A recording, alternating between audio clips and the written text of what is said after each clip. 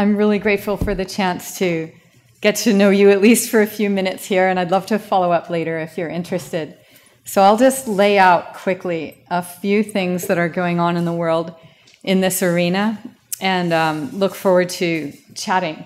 So as everybody knows, there's just massive change around the world in terms of the environment, in terms of the growth trajectories of countries, demographically, in terms of well-being and economic metrics of growth, and massive challenges in making everything somehow sustainable. So what I'm going to tell you about is some opportunity that is opportunity many hope will be realized across greater and greater regions of the world for green growth, exemplified in part by Costa Rica here. The opportunity to drive development on a path that not only sustains but actually helps restore vital aspects of our life support systems. And what we see is a country where I've worked for about 30 years that back in the 80s and 90s when I was a student had basically the reputation of planetary destruction. It had the highest tropical deforestation rate on the planet in history. And lost the vast majority of its tropical forest. It now has one of the highest reforestation rates in the world, and at the same time, a lot of the standard, metrics of growth as well. So, in good form. So the question is, how do we open a pathway like that, and what does data and data science have to do with it? So first off, though, what is natural capital? I'm going to use that term a lot. Basically refers to Earth, the thin layer of life, around our planet's surface, our lands, waters, and the variety of life. And we can think about how we depend on natural capital by imagining, going up to the moon. What would you bring with you to make living there possible? Ideally, making it happy and fulfilling. You'd maybe sign up a few of your friends and some of the favorite things you had for lunch, but pretty soon you'd be getting down to hardcore natural capital, other elements of life and the biosphere that we depend on for all aspects, basically, of our well-being, ultimately. And natural capital is becoming scarce on Earth, being rapidly depleted. That scarcity confers value, just to say this all in very kind of simple terms. There's a lot of complexity. And yet, what are the values of natural capital? Until recently, there was basically no science. There's a lot of philosophy and poetry, but no science linking human well-being to natural capital, to the extent or quality and processes in forests or in rivers or in oceans. And what I've been working on with a lot of other people for the past 12 years or so is quantifying through a suite of models that are fed by data from a lot of different sources, certainly satellite, remote sensing type data. Now today, many other types of data like Kevin was referencing, from drones, from sensing systems all over the place, feeding into models that actually will tie into economics very well. A lot of this work is developed with economists that describe the production of benefits to people, such as these benefits here, as a function of the condition or the extent of nature, basically the elements of nature you have feeding into a place. And we've packaged up these models in a software system called Invest.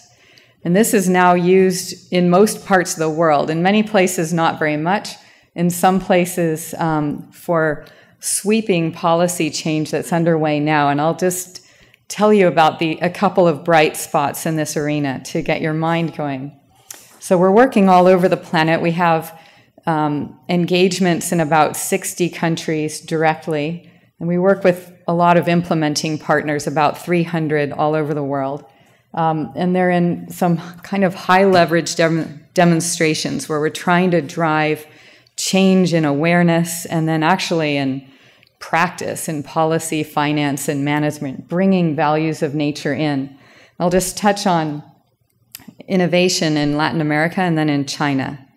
So a massive issue for cities worldwide, certainly Latin America included, is water supply. Well over half of humanity has unsafe drinking water, and that's kind of an underestimate, an official but underestimate. Many people in the US don't have access to safe drinking water. Ours right here, do you guys know where it comes from? Mostly out of Yosemite National Park. So we're extremely lucky in this little area here to get water shipped to us from a beautiful, pristine element of nature. But most cities don't have that luxury. In fact, though, the water comes from places such as on the left, up in the Andes, kind of a world apart, culturally, economically, geographically, supplying all these downstream uses. And the question is whether you can incentivize upstream landowners to change practices to help secure the quantity, the quality, and the timing of flow, so you don't have dry season scarcity like we're seeing in more and more places. In Rio, look at Cape Town, and so on. And the software we have, with data coming in on many, many details of soils and land cover and the eco-hydrology, the vegetation interacting with clouds and rain and so on, allows you to pinpoint which sorts of activities and where in a watershed you would invest in order to secure supply. And so just to give an example from the Cauca Valley in Colombia, you see all those watersheds in purple, and the software lets you pinpoint, if we take that upper one of Tuluá city, where in that network of streams, that watershed, that landscape, you would invest in forest protection up at the top, or reforestation in blue, adding trees to pasture systems, silvopasture in orange, and so on, in order to achieve water security. And in fact, the software will even get you to, sort of your return on investment, in this case in water quality, a real case, at different budget levels of investing in changing farmers' practices and also land cover. So that's just one example, and it's being standardized across Latin America now. Most of the capital cities have adopted this approach, and it's now being expanded, tested in Africa, and used more and more widely in Asia as well. So that's just one case where data are streaming in. We want the data more and more real time to feed models that illuminate one of the most vital aspects of human well-being. Now I'm going to go to China, where I'll be curious to get your reactions.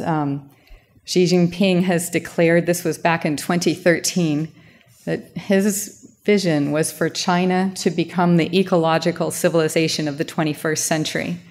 And it might sound crazy with all of the disasters shown on the bottom, of flooding, of poisoned air and water quality, and even the most highly valued species like the giant panda, highly endangered.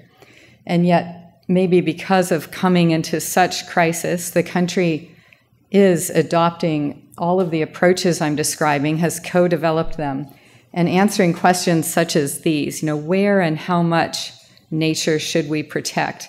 How can we secure nature and livelihoods? How can we move beyond our metric of performance, GDP, that guides so much and yet doesn't include most natural capital? So in China, they're using the INVEST software to zone the country for priority services such as these shown here, of flood control, water quality, sandstorm control, and just securing biodiversity as an insurance measure and an underpinning of green growth. So anywhere you go now, at every level of governance, there's zoning of land down to the square centimeter to align investments in nature with growth. So natural capital is an engine of growth. And about 200 million people are being paid today to achieve that vision.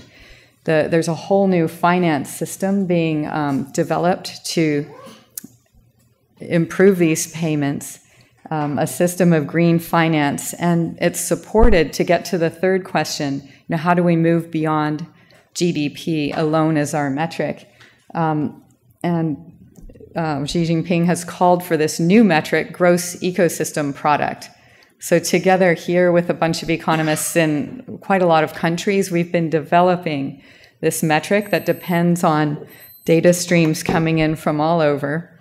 We've got GDP on the left with your sort of standard stuff in different sectors, mining, manufacturing, construction, transportation, and so on. And GEP on the right with all the aspects of sort of our biophysical well-being, and a little overlap that we can easily, account for in the middle.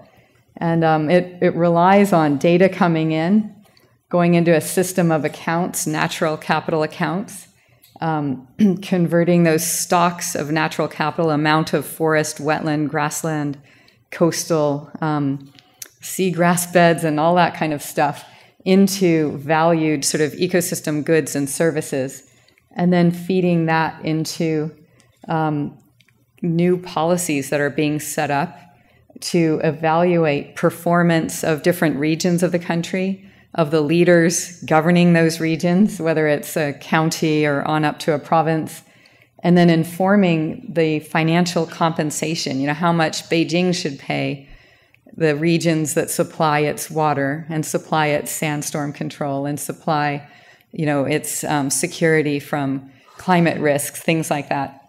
So I'll leave with this slide and just say, at this moment, we have incredible opportunity to standardize these approaches more and more widely. And we depend very much on activating a data science community to drive innovation in this area and make the approaches all the more robust and effective. So thank you very much.